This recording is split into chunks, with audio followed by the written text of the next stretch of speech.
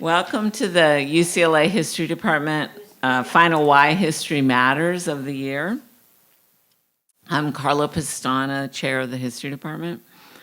Why History Matters is a series that we've been doing for a number of years that brings together scholars and community leaders to discuss important issues in their historical and contemporary contexts. Tonight, I'm particularly excited to have a discussion about water in Los Angeles, particularly the past and future of water as an issue in our city. So I'm going to introduce tonight's panelists, and then I'm going to step down and hand everything over to my predecessor in the chair of the History Department position, Steve Aron, who will manage the rest of the evening. So let me start with the introductions. On the far side, Lauren Ahkiam is the director of the Los Angeles Alliance for a New Economy, or otherwise known as LANE, Our Water LA campaign. This is a wonderful organization that I learned about from Joyce Appleby, who was my mentor when I was a graduate student here at UCLA and who was involved in this organization and got me involved when I came back to take up this position in the History Department. Lauren previously served as the Senior Research Policy Analyst of the Los Angeles Alliance for a New Economy's Waste and Recycling campaign and authored the report Cleaning Up Waste and Recycling Management and Securing the Benefits, a blueprint for cities, which culminated years of research conducted in support of Los Angeles's new waste and recycling system. And these are the kinds of projects that this organization takes on. Lauren's been central to that. And because she knows about water as a contemporary issue, we asked her to join us tonight. Jon Christensen is a journalist in residence at the Institute of Environment and Sustainability, a founder of the Laboratory for Environmental Narrative, or LENS, Narrative Strategies, or LENS, and a senior fellow in UCLA's City Lab. Eric Avila is chair of the UCLA César y Chávez Department of Chicana and Chicano Studies, and also a professor in my department, the History Department. He is an urban cultural historian studying the intersection of racial identity, urban space, and cultural representation in 20th century America. And moderating tonight's panel is Steve Aron, professor of history, whose research has primarily focused on frontiers and borderlands in North America.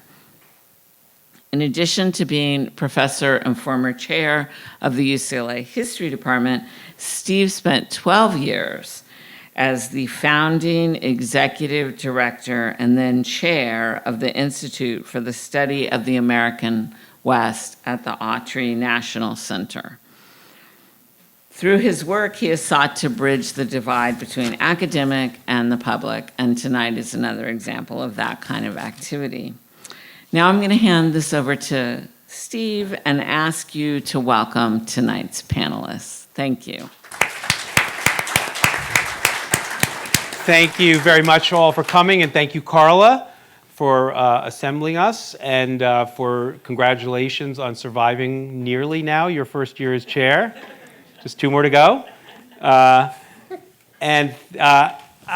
Water, our topic for tonight, is a topic actually we've taken up a number of times as part of the Why History Matters programs that we've done over the last couple of years, as well as several other programs related to our new Luskin Center for History and Policy in the History Department.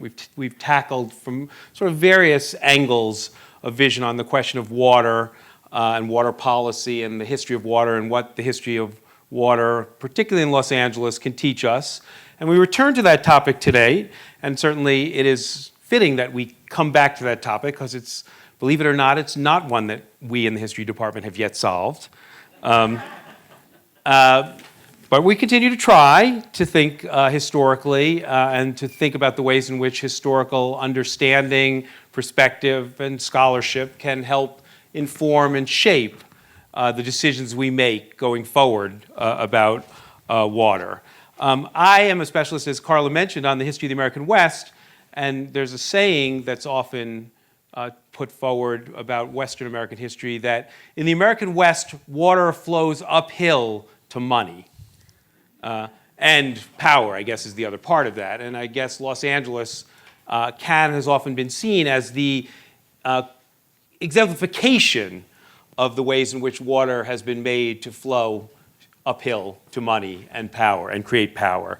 I think it's also fitting that the UCLA History Department has taken up this subject a number of times because the UCLA History Department has a long and distinguished history with water. And that is in particular my predecessor as the specialist in the history of the American West at UCLA was Norris Hundley Jr., who was one of the great pioneering historians, wrote very important and notable books about the Colorado River, which we'll be talking about somewhere tonight, as well as about his most famous work being The Great Thirst, about the story of California's water and the West. And that remains really a truly landmark study that I think we as historians continue to go back to.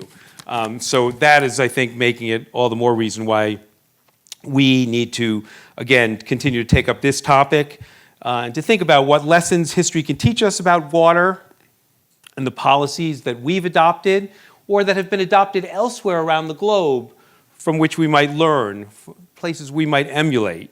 What other arid and semi-arid places have water histories that perhaps are useful as we think through the challenges we face, even in years like this one, where it seems to rain a great deal and the May gray and June gloom seem never to leave us. Eventually, though, we will forget that. In any case, I'm really pleased tonight to be joined by people who bring a variety of expertises to this subject. And I guess I want to start the conversation, and we really want to make this conversational. I want to start the conversation by turning to my colleague and fellow historian Eric Avila to talk a little bit, because let's face it, history should always come first. That's always a rule. Jessica, I saw your face. Eric, why don't you start us by talking a little bit about LA's history and the ways in which water has sort of shaped and intersected with that history. Sure. Well, I think there's a lot of myth there. I bet most of you have seen the film Chinatown. I think that's largely the way that we know the history of water in Los Angeles. We can talk about that later. There's some truth in the film, but not a lot, generally, like all films. However, like film and like automobiles, water is a critical ingredient of Los Angeles's growth, and it has been since the initial Spanish settlement in 1781. And that founding, or the siting of the Pueblo of Los Angeles, was situated alongside the original Tongva village of Yang Na, which was sited alongside what used to be the Los Angeles River. And I say used to be because now it's a concrete ditch, and we will talk about that, I think, in the course of the evening. But I think, for me as a historian, the way that I teach the history of water in Los Angeles, the way that I see that history, it's not just a technical history of an engineering feat to bring water to a waterless place. But it's a history of social relations. It's a history of hierarchy. And it's a history of power. And I think that the crucial thing to remember there is that the system by which water is imported, brought to, distributed in modern Los Angeles, roughly since the late 19th century, reflects the kind of post-conquest period of LA history, and that prior to that, during the Spanish and Mexican period, there was a very different system of water acquisition and distribution, and a very different idea of or attitude towards water. I'm a cultural historian, so I speak a lot about ideas and attitudes and values. And when you think about water during the Spanish and Mexican period, water had an intrinsic value to support the overall growth of the community. to support the overall prosperity of the entire town or pueblo of Los Angeles. Water was not owned by individuals. It was owned and distributed by the city to support the entire community's development. After the US conquest, however, European Americans introduced a very different set of attitudes, ideas, and values towards water, which was primarily defined by the idea of water as a commodity. Water not necessarily having its own intrinsic value, but water for the purpose of growth, development, land speculation, industrialization, modernization. Water became a means to an end, a means to growth and development, a means to building the kind of city that Los Angeles is today. So when I talk about, for example, in my class, the Los Angeles Aqueduct, I relate it to things like the history of the Los Angeles port. In the 1890s, Los Angeles didn't need an expansive port, just like at the time it didn't need an aqueduct traveling halfway across the state of California. Rather, these things were built in anticipation of future growth, a kind of speculative design of what LA would become if we build these infrastructural developments. So I link the aqueduct to the port, to things like freeways and roads, all of which were built to boost speculative development and ultimately to create a city that had not yet existed at that time. So water is the sort of part of the Field of Dreams version of LA history. Yes, that build it and they will if come. you build it, they did come. And they did. So, yes, with a lot of hype and a lot of advertising. Well, and William Mulholland, the chief engineer of the aqueduct, and it said something like, I'm paraphrasing, if we don't get the water, we'll never need it.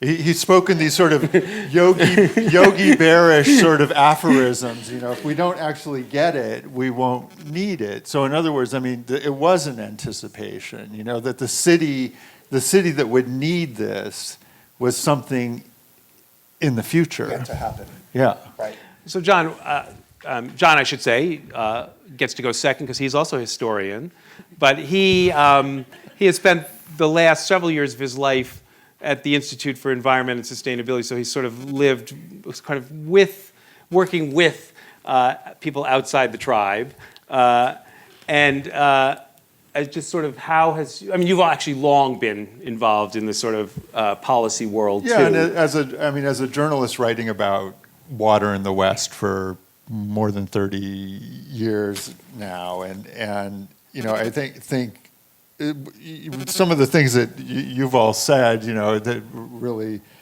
provoke some things and some thoughts here. The Los Angeles Aqueduct, which took water from the Owens Valley more than 200 miles away in the eastern Sierra in 1913 to bring it to this city that was anticipated, that was speculative, that they said if we don't get the water, we'll never need it, and these weird ways of thinking. And where William Mulholland famously said when the water first flowed out of the aqueduct in the fall of 1913, there it is, take it. Which could be in a way, as the writer David Hewlin suggested in an essay he wrote for a magazine that I edited called Boom, that could be the motto that could be put on the sides of police cars and government vehicles in Los Angeles. There it is, take it, that's sort of the spirit of Los Angeles, in a way that we might not fully like and embrace, but is that kind of ambitious spirit, and maybe one of the first unpopular things I say tonight, but is that LA aqueduct actually runs downhill towards money, that's what made it actually work, is that Owens Valley is uphill from here, and the whole thing works on gravity. And not only that, it generates power. It generates electricity.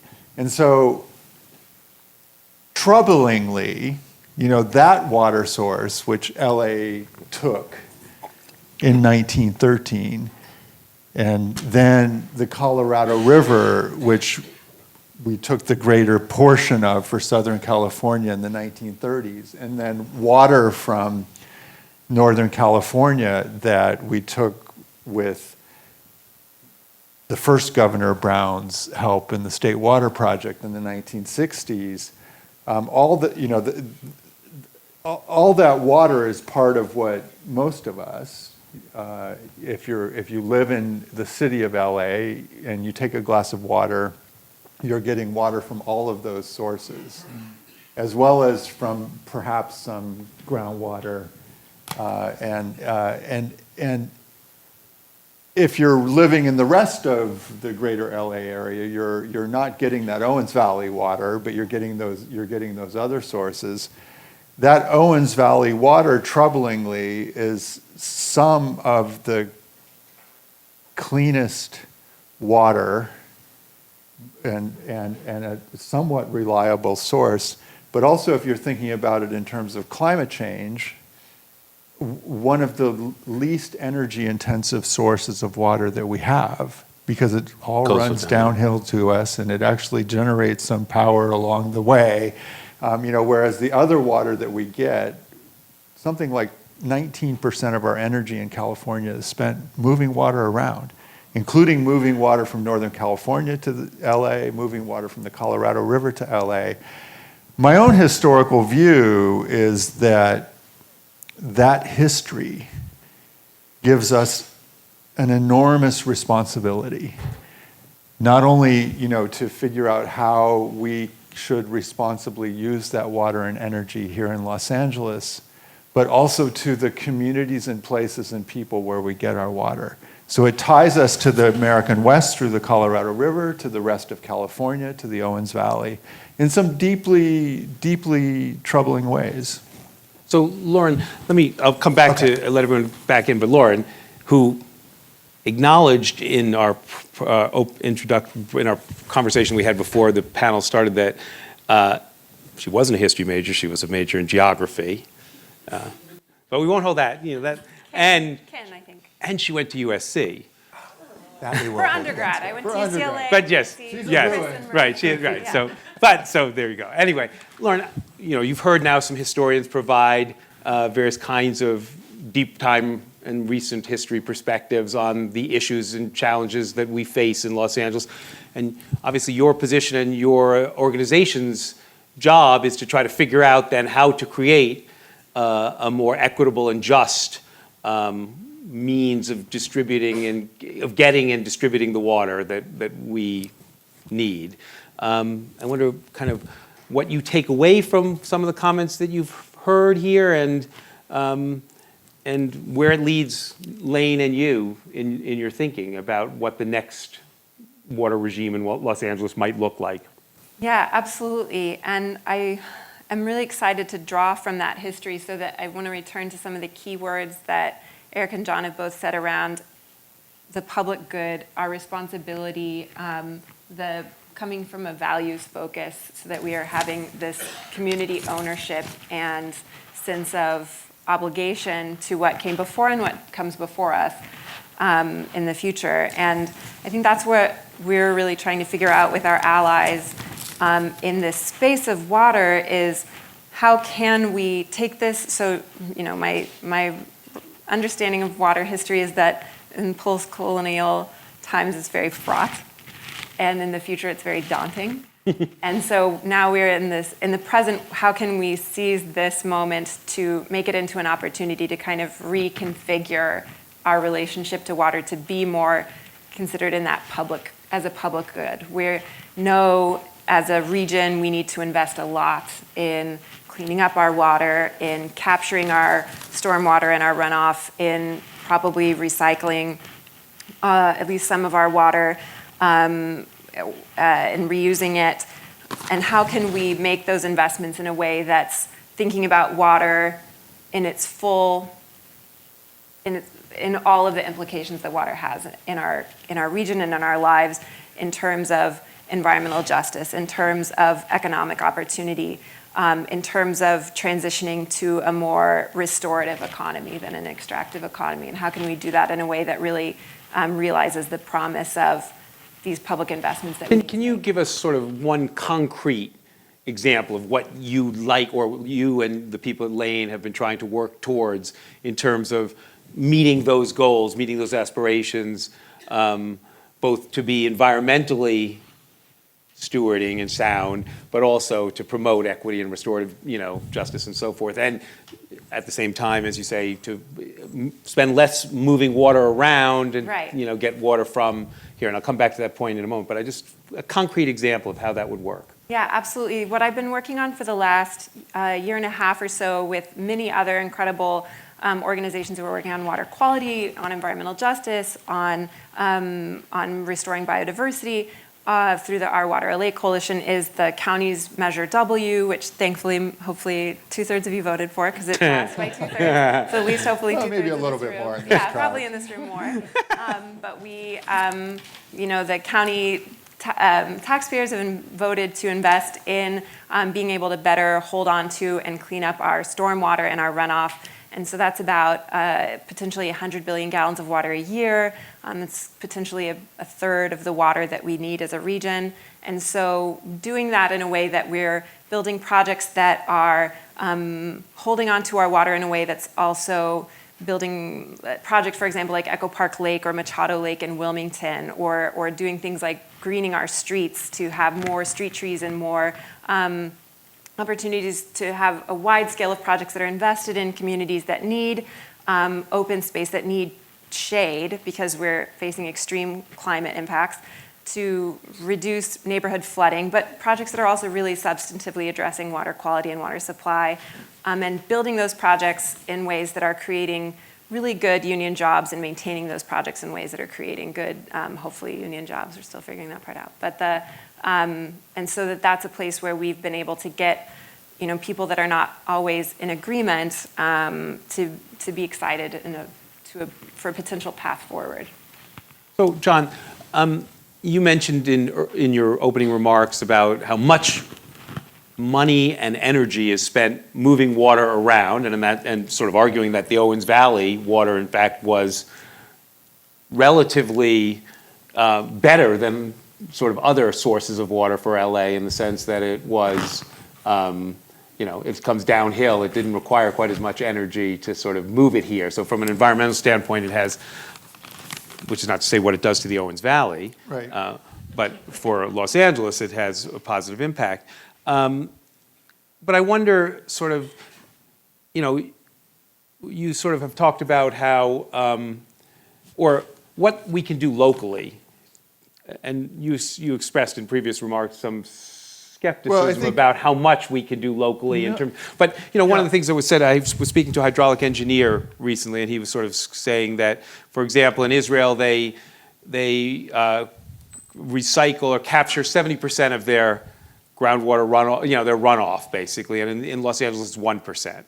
And there's some argument that the future all lies in, that sort of, he called it the toilets to taps model, or showers to flowers. Yep. And that unfortunate moniker got stuck on water recycling and defeated it the first time around Is the toilets motto. The toilet to tap, and people said, Flowers is good. wait a minute, what was it? Flowers to flowers. Showers to flowers. Showers to flowers. That's more appealing, But we are coming back to water recycling now, and we're going to come back to it in Los Angeles, and in Orange County, they already have it. And they do this magical thing where they take wastewater and they clean it up to drinking water standards. So you could take this glass of water. Which I want to point out, normally we have bottles of water up here, but and by the way, we have succulents here tonight as opposed to flowers. So. But people don't want, but there's still this stigma of drinking that treated water. So they take that treated water that's been treated to drinking water standards and they put it back underground and mix it with water of even lower quality. And then they pump it back up and clean it again, and then people are willing to drink it because it's been naturalized by being underground.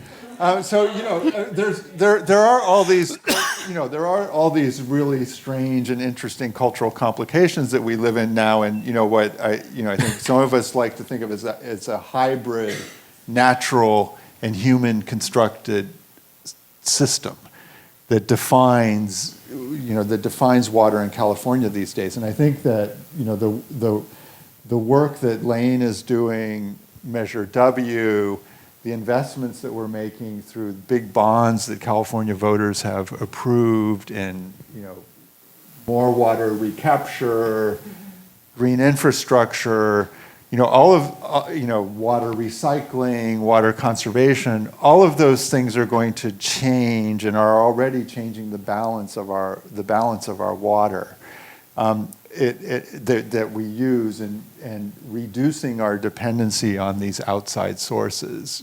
My own view is that This is where I remind you are being taped. my own view is that the future is one of what the Metropolitan Water District and their director Jeff Keitlinger really proselytizes about a portfolio approach, that in confronting the risks of the future, we are going to depend on all of these sources.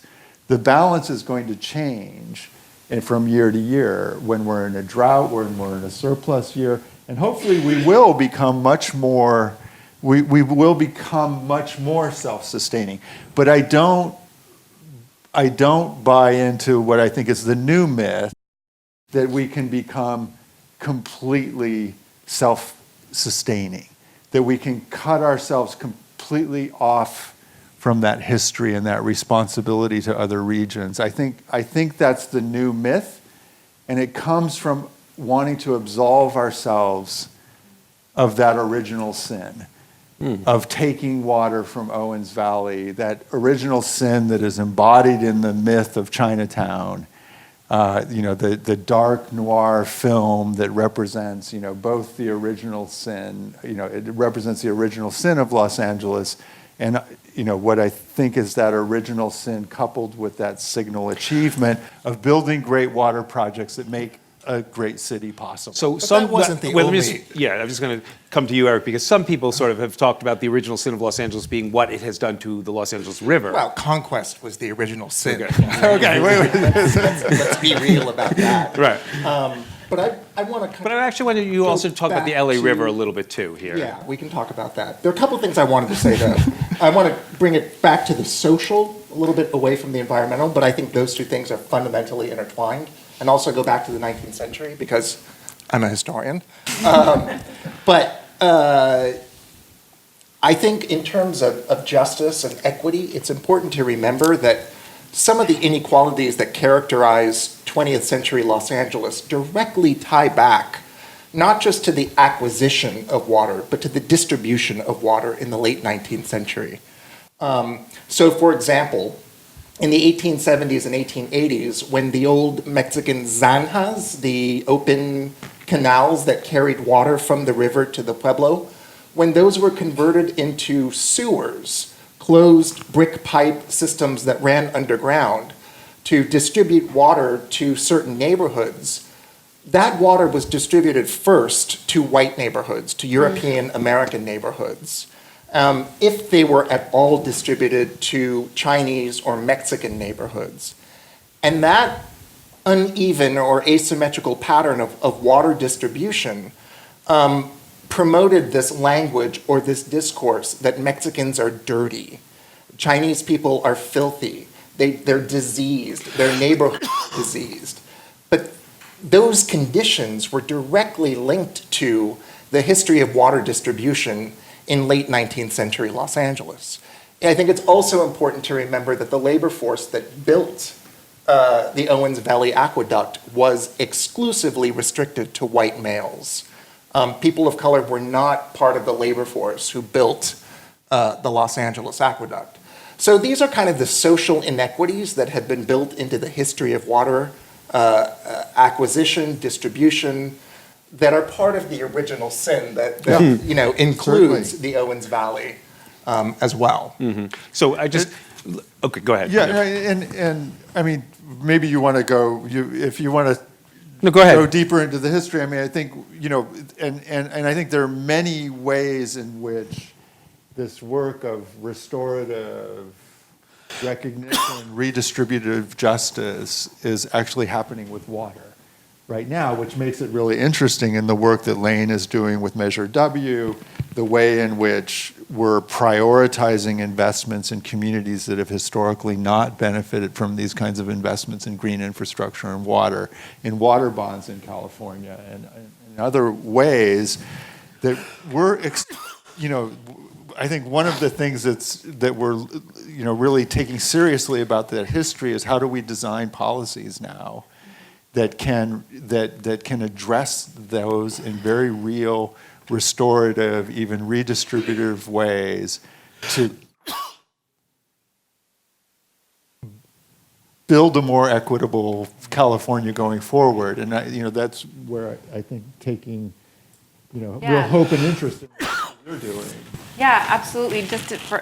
Because it's what I know best, and for Measure W as an example, one of the things we really fought for as a coalition and was to have greater commitment to invest those resources, because especially when you look at the polling is very strong in low-income communities of color. It's like 85% of people are willing to tax themselves to invest in the future of their children's health and access to clean water.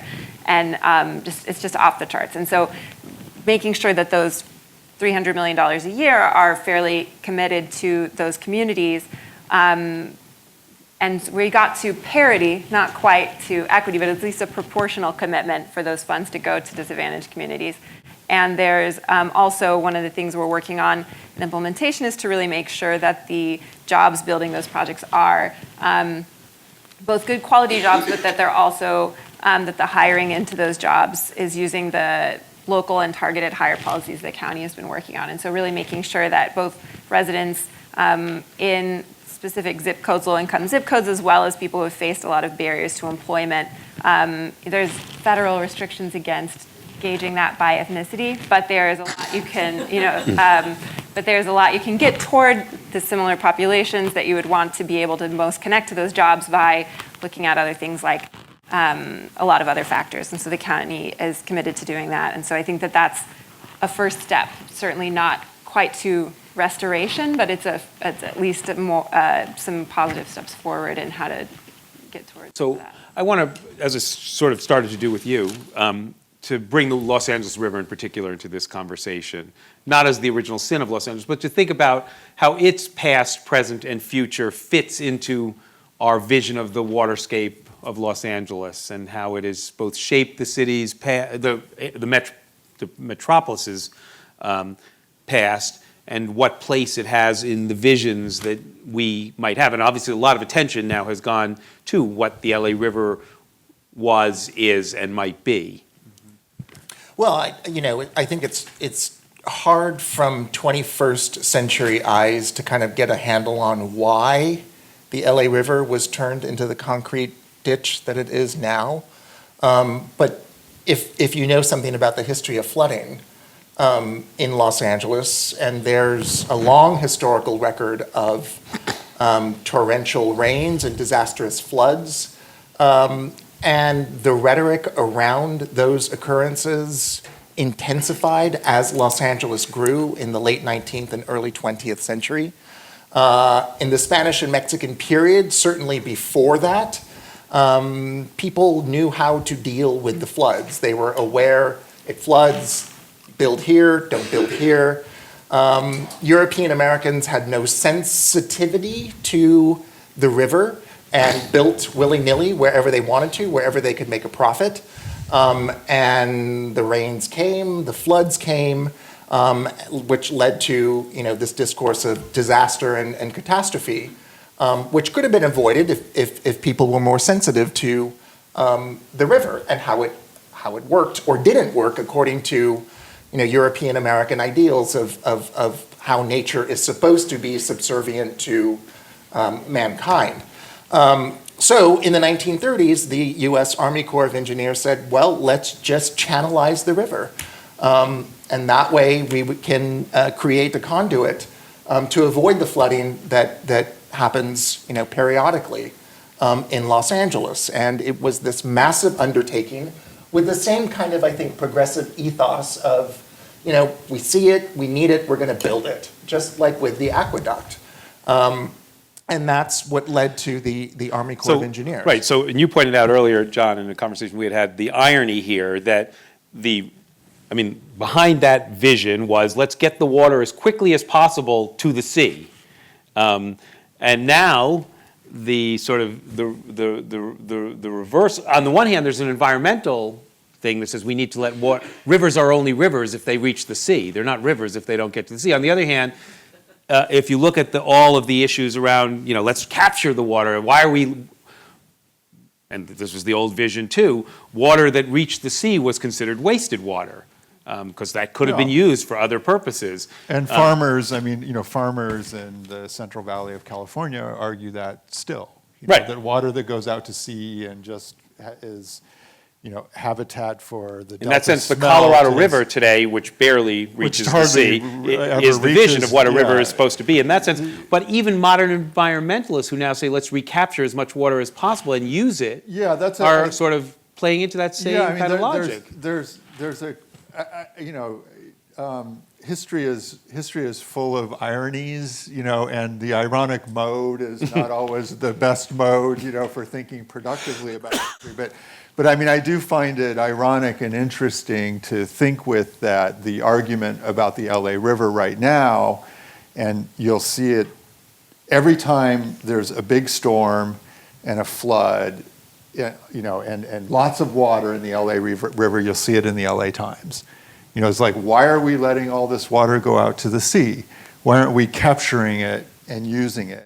That it's interesting that that's the environmental argument now, whereas historically and in other circumstances that was the extractive argument or the farming argument, is that we're wasting water. That we should capture all that water. And I think the interesting thing is I think you actually can see the LA River of old, not in its full raging capacity, where it would move sometimes to go out At Santa Monica. Bayona Creek, Yeah. and then move over to where it goes out now, going out through what is now San Pedro, and building up that whole alluvial plain. You don't see that. But if you've gone down sometimes this year in these big storms, where it's getting near capacity, you can see the spirit of that old LA River. And there are climate scientists now who I think are,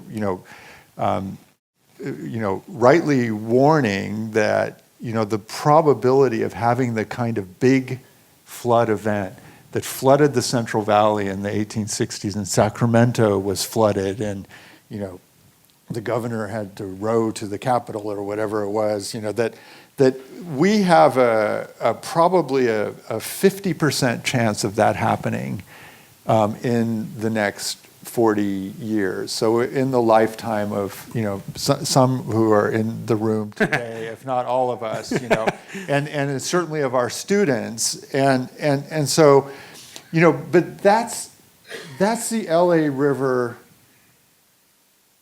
of, and we have to worry about flooding in the Elysian Valley and in Frog and places again. Those are serious worries that are happening, and also on the San Gabriel and other rivers that come through the LA metropolitan area. That's the LA River of 0.1% of the time.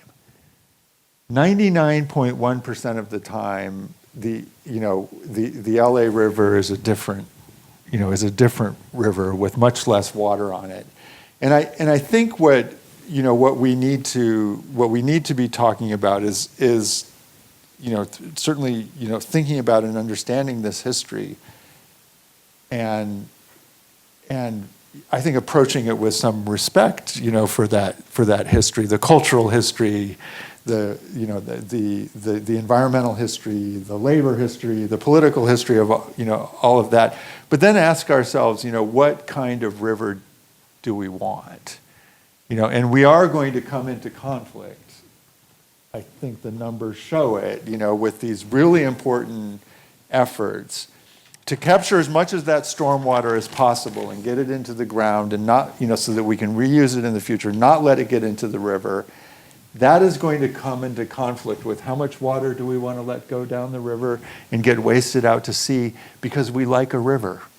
So Lauren, what kind of river do we want? Oh, I feel like I defer a lot of that to people who've been thinking about the river much more deeply than I have. But what I understand from advocates like at LA Waterkeeper and other people who've been really thinking about this is that there is a balance to be found where the more we can, what Mark Pestrella, the Department of Public Works, talks about unpaving the county. We need to make the county a lot more porous. And so the more you can have the rain that falls in any part of the city kind of stay in that part of the city so that the water that's ending up in the river is not the entire county's water whenever there's a major storm event, which I think is what I understand of the climate science is that we're going to have about the same amount of precipitation, but kind of all in one day, instead of kind of regularly, it's going to be 5 years worth of rain in 1 month, and so that how can we kind of get that back into the groundwater to a certain extent so that there's not, it's not the entire county's worth of flood event going into one channel.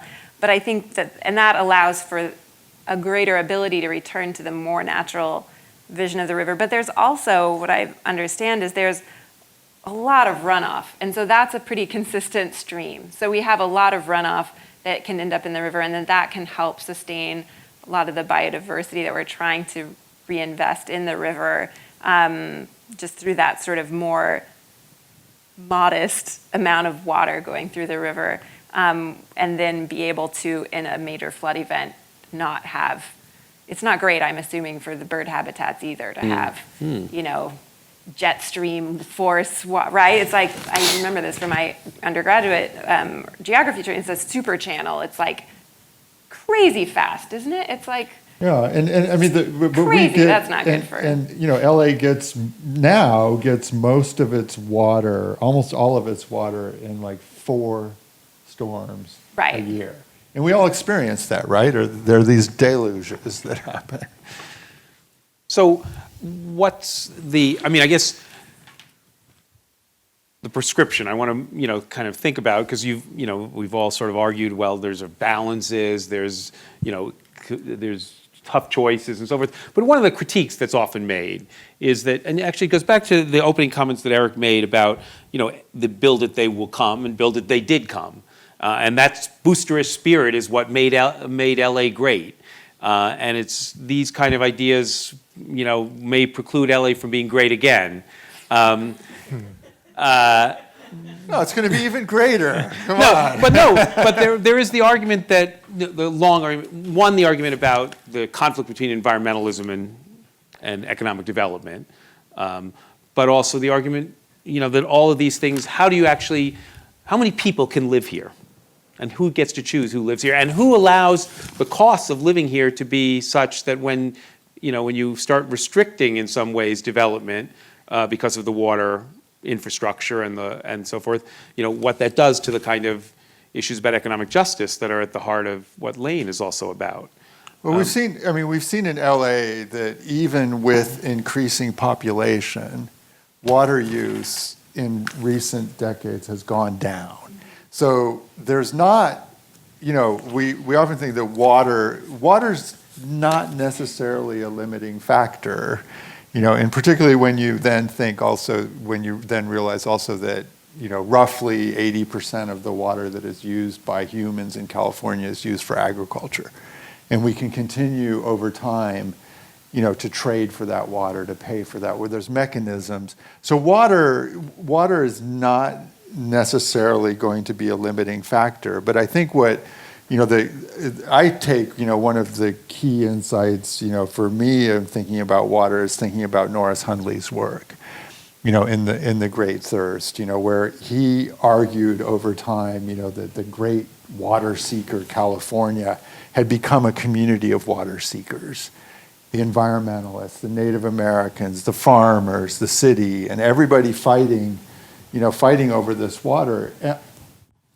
maybe somewhat, optimistically think we're moving into a new era where, water can become part of these solutions for equity, for jobs, for green infrastructure, for parks, and and things like. And I think that we're seeing that it's becoming that's happening in policy, and it's happening in implementation. It's really hard, it's really hard work, and that maybe even we'll get beyond someday, hopefully, this great fight between LA and the Owens Valley, which there's still an enormous amount, and rightly so, of distrust and bad blood, from this history. But there are examples, in the American West, like on the Truckee River in Nevada that flows between Tahoe and Pyramid Lake, where there have been negotiated settlements, where people have set aside the lawsuits and said, let's not fight over this pie of who gets how many acre feet and others. Like, let's look at the big picture and how water is managed for life in this basin. For the people who live in the Reno, Truckee Meadows, Sparks area, for the Pyramid Lake tribe at the end of the river and the endangered species that live there. And if we get together and negotiate in good faith, can we come to some compromises that work for these different, and that's where I think maybe Norris was going, I like to imagine. Right. So actually, let's push forward on that point here about not simply the Norris Hundley point where he might have led us, but places, both historical and contemporary places from which we can learn, places that we can look to and say, okay, LA might have screwed up in this way and this way and this way across the last 150 or plus years, but there are other places whose example, and you sort of say, let's all go to the Truckee River as our as our example, as an example of what we might emulate in terms of negotiated arrangements. What are the other places, both past and present, from which we might look and learn?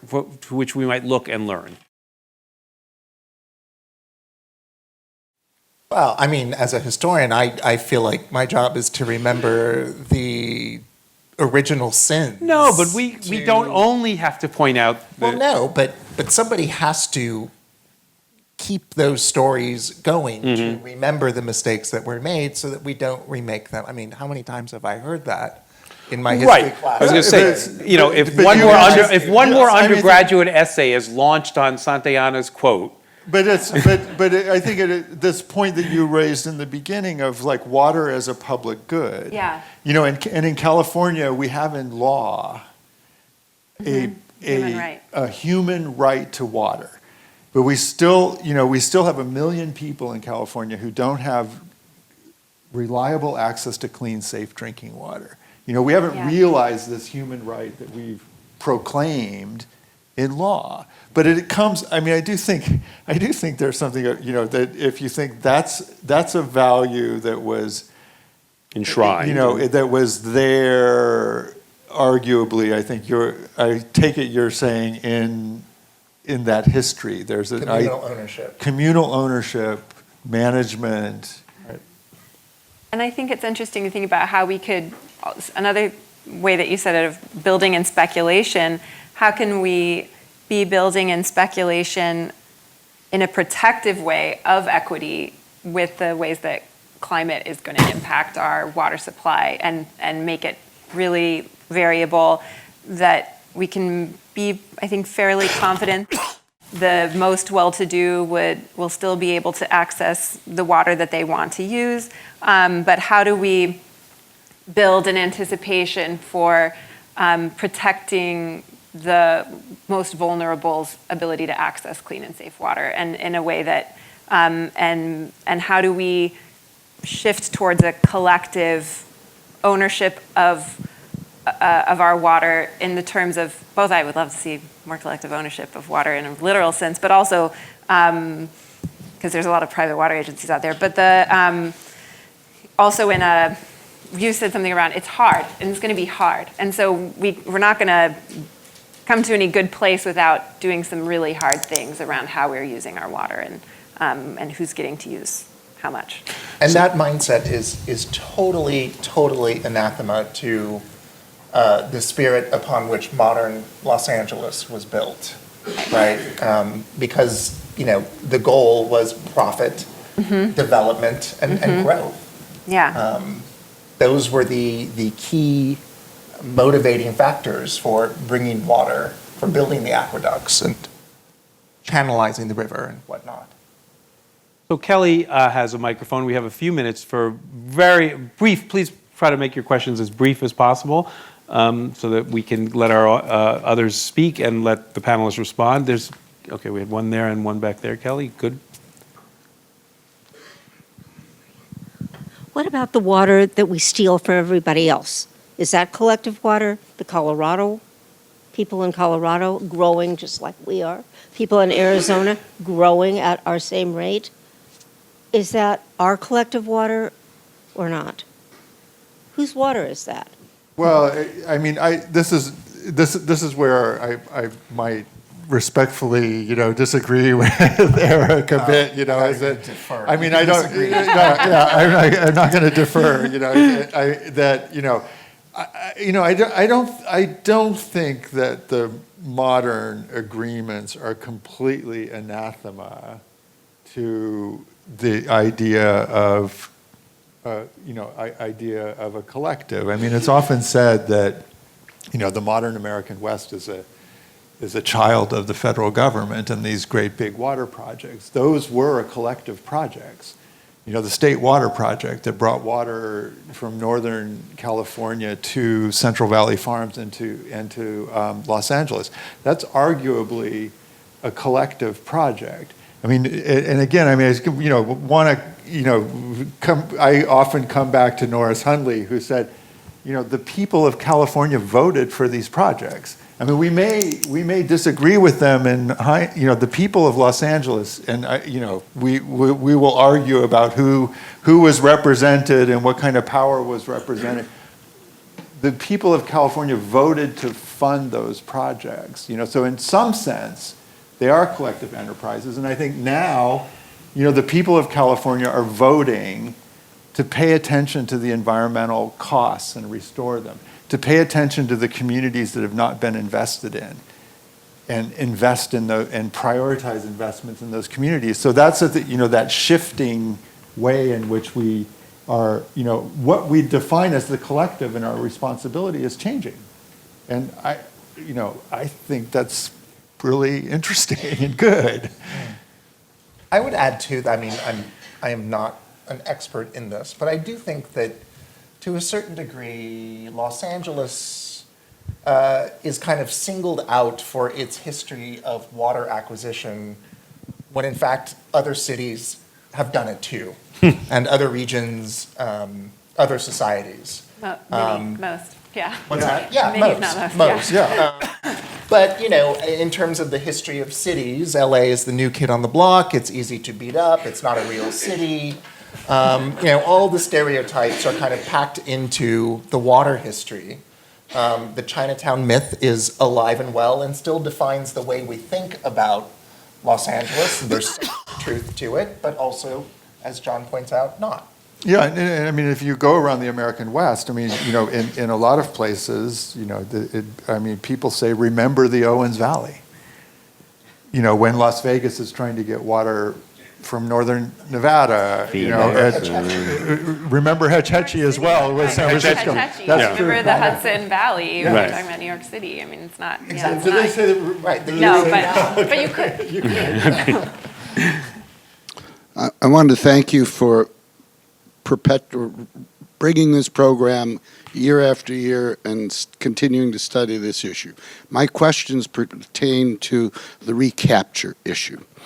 First, do we know what the aquifers are? Have we mapped them all? Can one find those? Second, do we know how much they're depleted?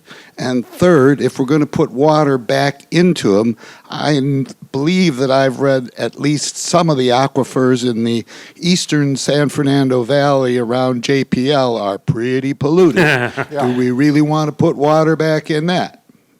Thank you. I just say that you've captured the dilemmas very well. Yes. Yeah, there's definitely a lot of people thinking about all of those pieces. I think there is, I think River LA has a really beautiful report that has a lot of information about the aquifers and infiltration opportunities across the county, and some other people do as well. Some beautiful websites that show you where there's a giant forebay, a sort of unlimited forebay in South LA that I've just learned about, where you could basically sock as much water as you could ever imagine under the streets of like Council District 8 and 9 and 10. And so there's a lot of opportunity. There is also a lot of groundwater restoration that needs to happen, because like you're saying, we're cleaning up water that's pretty clean, and then through a lot of beautiful infrastructure, and then putting it into an aquifer that has challenges. But there's also efforts to clean that up. And so I think there's a lot of fronts that we need to move forward on all at the same time. I think you had a middle. Yeah, I think that it's so it's fairly Pretty depleted. they're quite depleted. Yeah. They're fairly well mapped at this Yeah. point. And many of them are very contaminated. Yeah, Gregory Pierce, so Luskin has so you have to be, so there. One, you have to be very careful about not throwing good water after bad, in a sense, and putting good water into a contaminant, and using that engineering to contain the contaminant. I mean, the other problems is that also the depleted aquifers, and this is true here in LA, but it's also very true in the Central Valley, is sometimes that means you have a lot of space for storage. Mm-hmm. And that's a really good thing, because if you store that water underground, it's not like storing it in a reservoir. It doesn't evaporate as readily. So, there's a lot of ground doesn't subside. There's a lot of capacity for underground storage in Los Angeles, but not everywhere, because sometimes after that water has been pumped out, the layers collapse. And and even though it's been depleted, there's no longer that space for storing water, and so that's also variably true around Los Angeles. So it's a careful, something you have to be careful. It's complicated. Thanks. So, John, I was interested in your in the sense of opportunity around the obligations, right? So, if there's a history of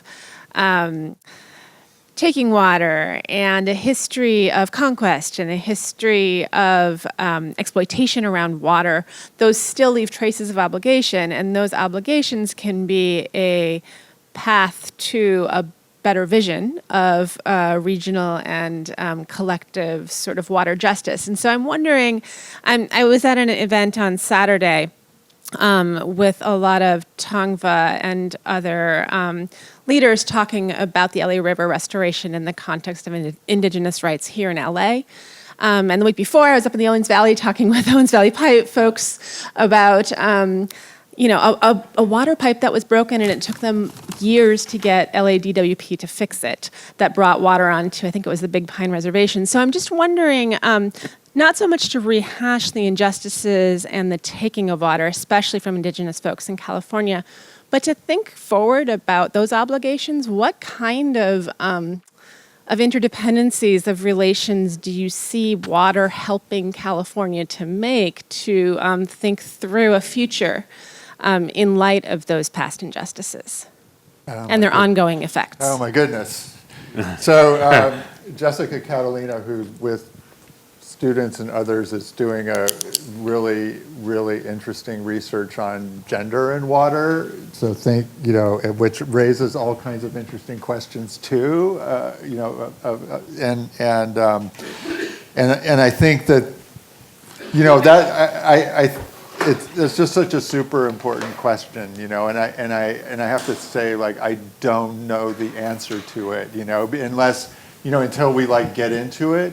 And I do think that it feels like LA is, kind of, I mean, I thought that there would be some reconsideration of the need for reconciliation, around the 100th anniversary of the aqueduct in 2013. There was a lot of talk about that, and I do think it's happening in fits and starts. And again, to invoke Norris, who said it's a lot of times it's one step forward, two steps back, or vice versa on water in California, and the recognition of the environment, the recognition of Native American needs and rights and our obligations to that history. And I think, so far, LA, although it's doing some things, with putting water out on the dry Owens Lake to keep down dust, and there's more water in the Owens River, there's still, and there's still just so much to be done, and it still is, as a story, I just saw in the last couple of days from the Thomson Reuters Foundation, calling it it's a resource colony of Los Angeles, and I think the people there feel it, and in many ways you could analyze it and say it still is that.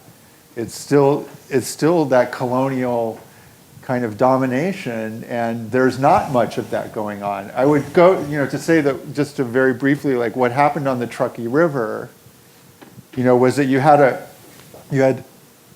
realignment of power. So the Pyramid Lake tribe successfully sued the government to get some control of upstream reservoirs that the city really needed for drought supply. So the city was in a position where it had to think about its historical alliance with the farmers and say, maybe we need to make a deal with the Indians, for the future. And there was an endangered species there, that gave some leverage. And then you also had a transformative leader in Harry Reid, who had just won election to the U.S. Senate after being in the House for a couple of terms, and had felt and feels some kind of moral obligation and identification, with the Native Americans, with the underdog, and said, for 100 years, the state of Nevada and the powers that be had been screwing the Indians, and we're going to do something different. And and so I think it's some kind of combination, and like we're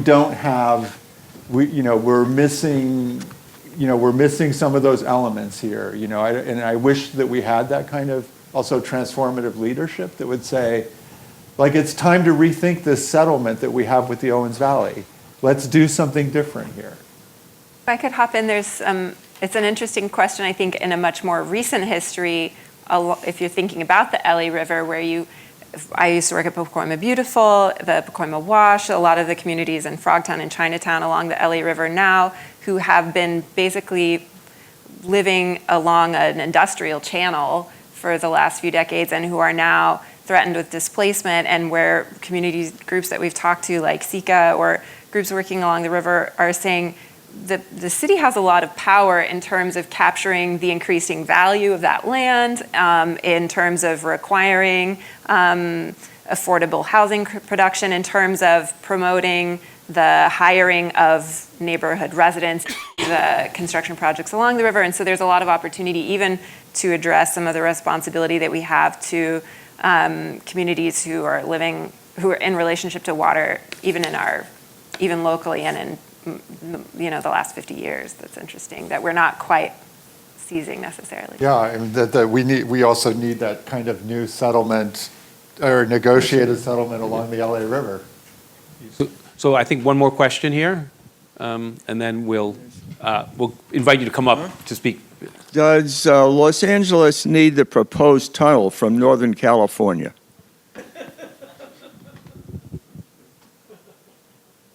So We'll do one more because there's one person there's here. the proposal for a tunnel through the Delta.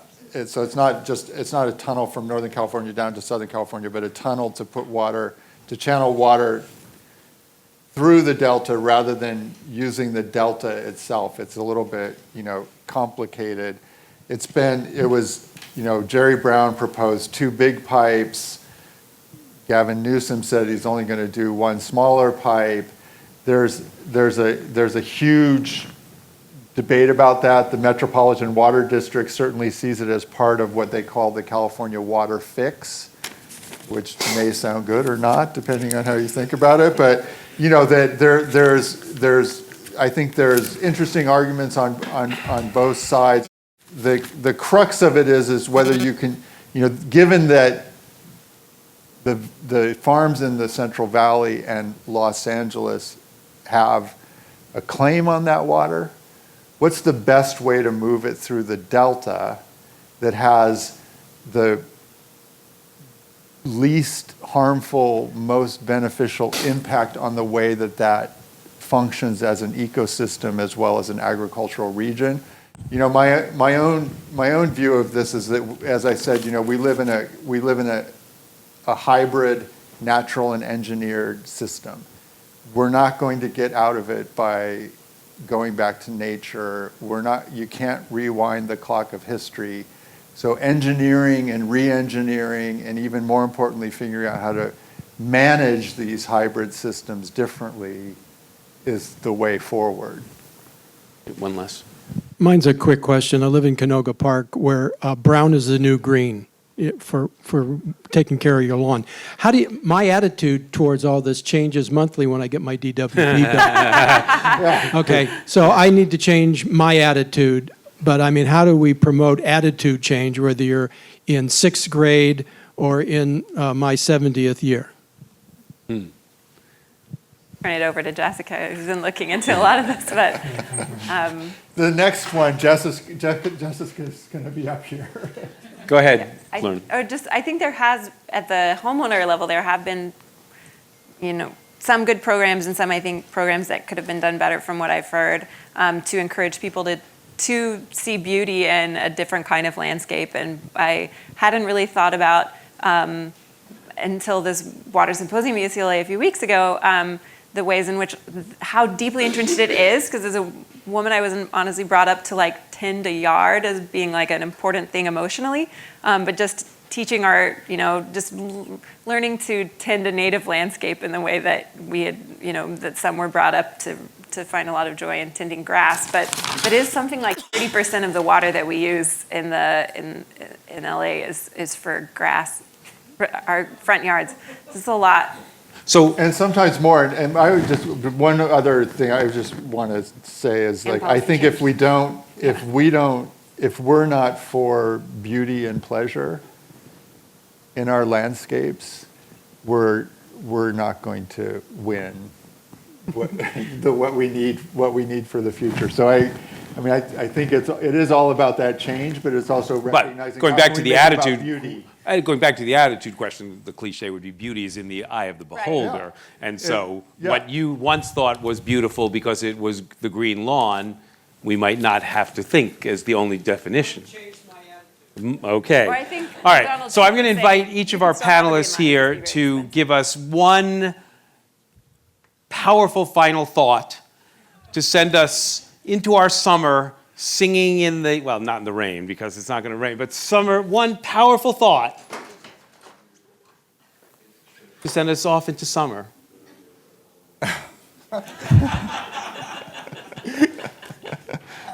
John, you go first. Well, the interesting thing is that some of the climate change folks and the meteorologists say it may keep raining through the summer. And so, I think, be prepared for change. Okay. That's a good one for summer. I think I would say to find unlikely allies so that we can really figure some of this stuff out together in creative ways that are building the kind of future that we would want to see collectively instead of a future that is only benefiting some. Okay, be prepared for change, find unlikely allies, and I guess I would say remember that the past and present of water use in Los Angeles is not just about water. Right. It's about people and Yeah. neighborhoods and economic, social, political relationships that are defined through water, among many other things.